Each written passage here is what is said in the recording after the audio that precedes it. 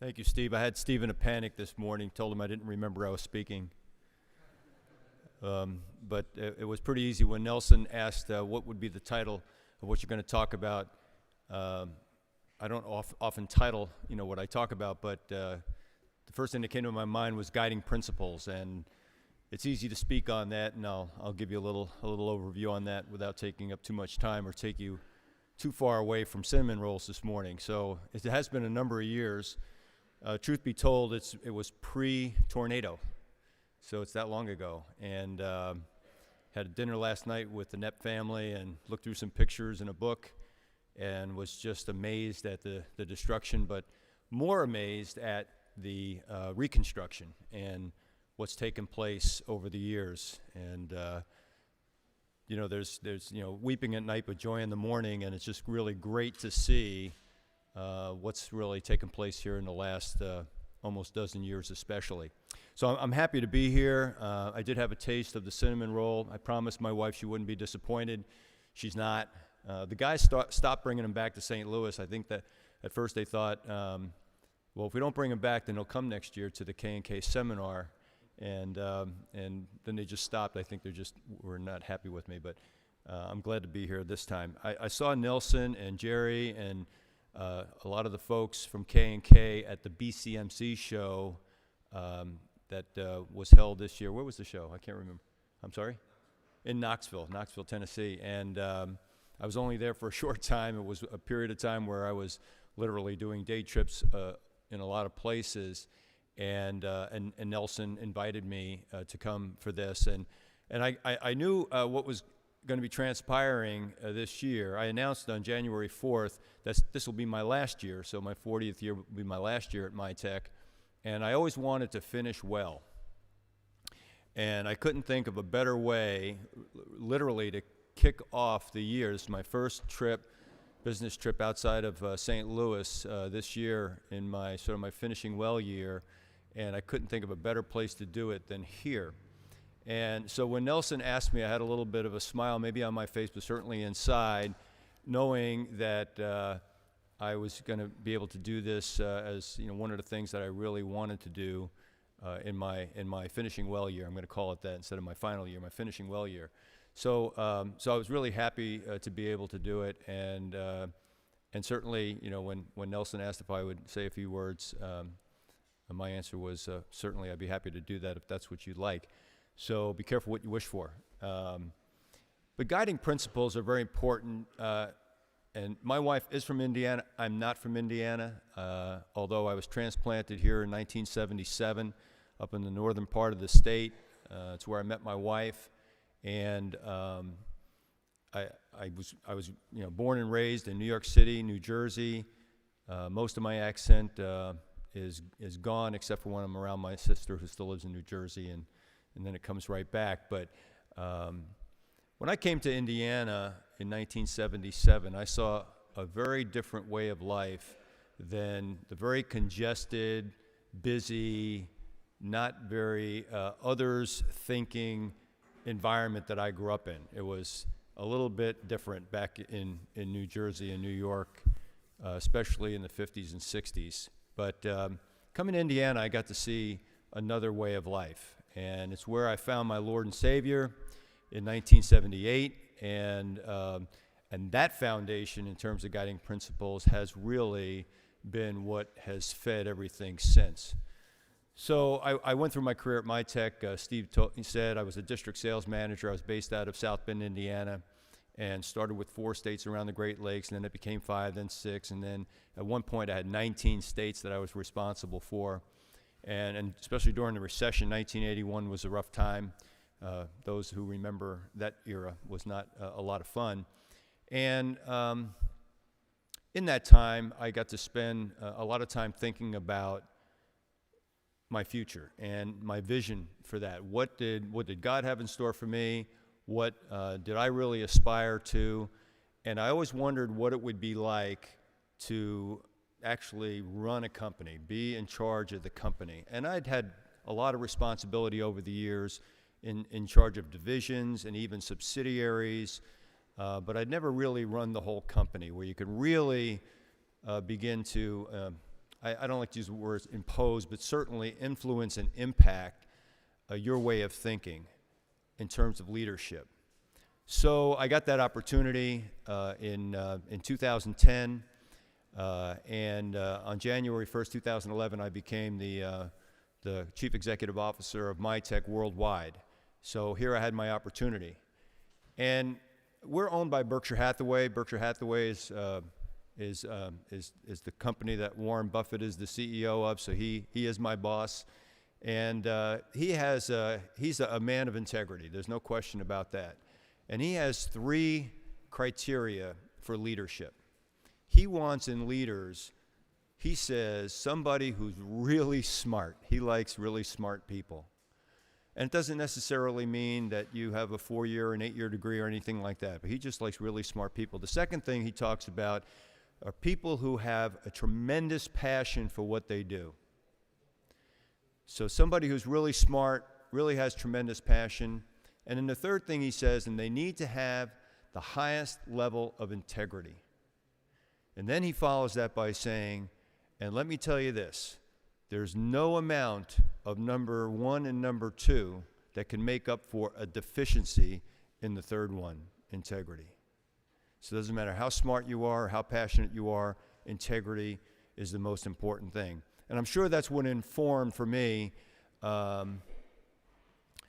the development of MyTech's core values. And I really had very little to do with it, although I participated in a process with 35 other people in our company, a cross-section of people, to identify MyTech's 7 core values. And that's what the guiding principles are based on, the 7 core values. And I'll just do them 1 through 7 and tell you what the guiding principle is behind each one of those. And number 1, as you would probably expect, is integrity. And I'm proud to say that of the 35 people that participated in this process, all 35 unanimously selected integrity as our number 1 core value. And integrity is simply doing the right thing, especially when nobody's looking. That's the guiding principle behind the core value of integrity.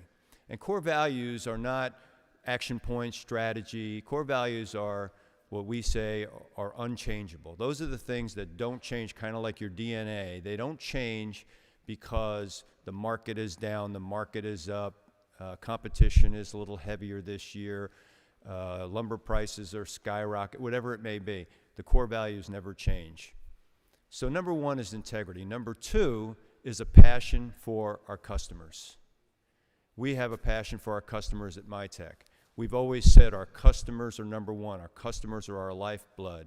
But it goes beyond that. This is an example. This is a relationship that we have with a customer that's very special. We have a passion for our customers. And not every customer likes to be treated the same way. I mean, everybody wants to pay a fair price, be treated with respect, etc. But some allow you a little closer in than other customers. We like that. We like whenever we have that opportunity. In fact, we love it. So number 2 is a passion for our customers. Number 3 is teamwork.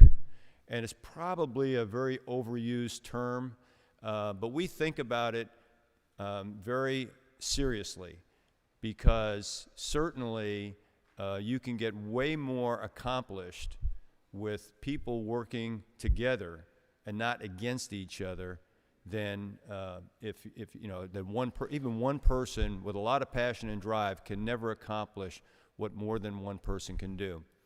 I remember a friend of mine in business from Texas. I quote him often. And he was speaking at an industry meeting one night, and he said, "I'd rather have 2 people working with me than 5 people working for me." And that really resonated with me. So teamwork is our number 3 core value. Our number 4 core value we call empowered purpose partners.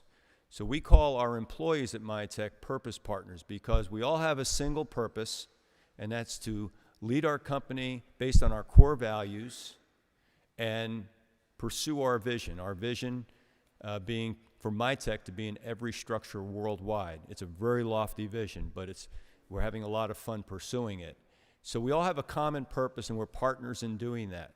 We know we're employees. We understand some people call us teammates or associates. It doesn't really matter. But our number 4 core value is empowered purpose partners. And the key word there is empowerment, is empowered. And I always tell when I do these talks, I rarely do it on top of a jig table, by the way. But when I do talks like this to our subsidiaries, I tell them that empowered purpose partners begins with empowered leadership.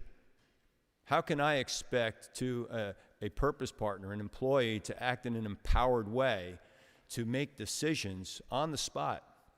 Sometimes, maybe not with immediate authority, but knowing it's the right thing to do if we don't have leaders who feel that they are empowered themselves. It's very difficult to pass that on if you don't feel it yourself.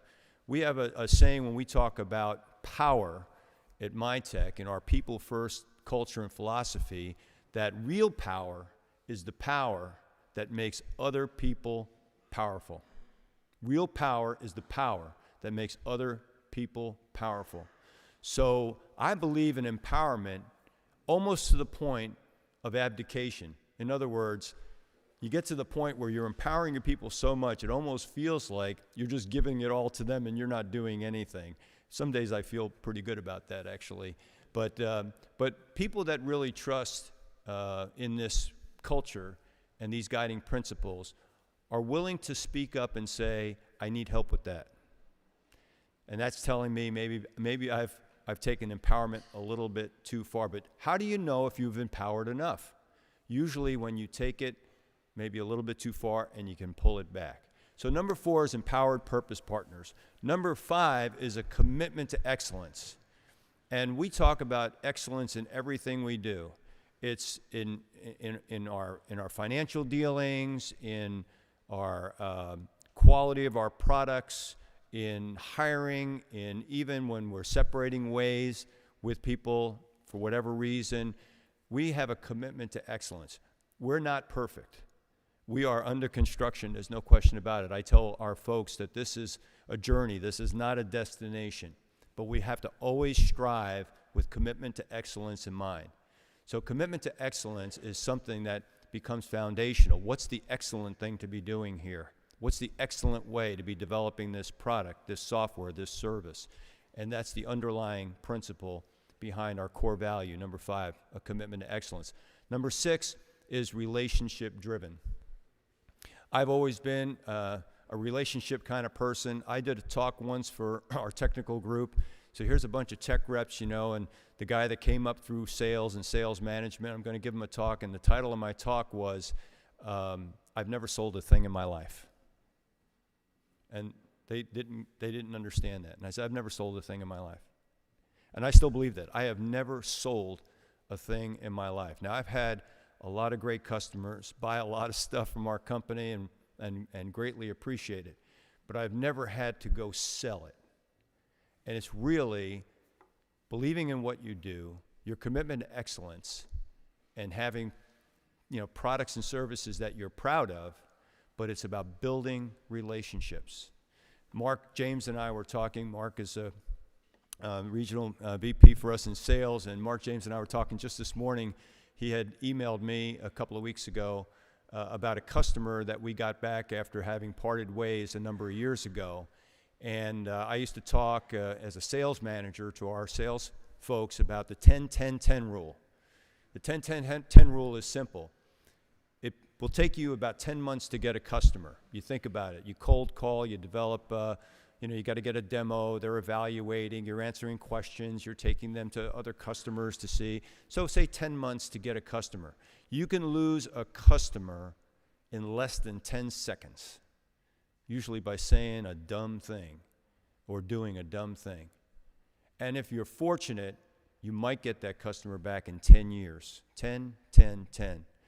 So Mark had emailed me about this particular customer, and he said, I remember your 10-10-10, and he said, we did this one in 10-10-8. So I was happy that he discounted it by 2 years and got that customer back in 8 years. So relationships are vital. Relationships in every direction, whether it's with peer-to-peer whether it's from you to your supervisor, from your supervisor down, with customers, with vendors. I had an issue just this week where we're the customer and we didn't do the right thing with a vendor, and I was a little bit upset about that. And the easy thing is to say is, well, we're the customer. Well, it doesn't matter. We're relationship driven, and we live by our integrity, so it doesn't matter. Relationship driven, very important. Number 7, core value is ownership minded. And it doesn't mean you have to actually own a piece of the rock. It's ownership minded. It's not ownership per se, it's ownership minded. My grandfather was an immigrant from Sicily and came to New York City, and I grew up in New York City in the Bronx, and he was a barber. And when I was a little kid, in the 50s, my father would bring me to the barber shop, and even a lot of times my dad had a weekday off. He worked in the postal service, and my grandfather would be sweeping in front of the barber shop. And I always used to see my grandfather all by himself out there sweeping in front of his shop, whole street full of businesses. And later in life, I asked my dad that. And I asked him, why did Grandpa just always sweep in front of the barber shop? And he said, well, Grandpa had the philosophy that if he swept in front of his shop, it was a good example for the other shops on the street. If everybody swept in front of their shop, the whole street would be clean. And if every shop on every street in the city swept in front of their shop, the whole city would be clean. And that's an ownership mentality. And you don't have to own anything to have that mindedness to take whatever it is you're responsible for. It doesn't matter. You might not have anybody reporting to you. You're responsible for detailing on a set of plans. You're responsible for some operation in the plant, whatever it may be, loading a truck, dispatch, sales, it doesn't matter. If you have an ownership mentality to what you do, and if everybody does that, it's teamwork becomes almost the results of that, what I say is exponential. It means that 1 and 1 no longer just makes 2. So it's multiplied way out. So our core values are integrity, a passion for our customer, teamwork, empowered purpose partners, commitment to excellence, relationship driven, and ownership minded. And that's the DNA that I wanted to come back to the company. I had a short sabbatical in 2009 and come back to the company to take over and be able to share and impart that philosophy, and that be the culture and the leadership that we have at Mitek. So those are the guiding principles that we utilize, and I'm happy to be here in my finishing well year. It's really a blessing to be a part of this after so many years. I go back a long way, and I still remember the first time I came to K&K and not only had a tour of what K&K was doing here, but fresh start with Abe Knepp, and it really warmed my heart. And K&K will always have a special place in my heart and my family as well. So thank you very much. I appreciate your attention, and have a great time today.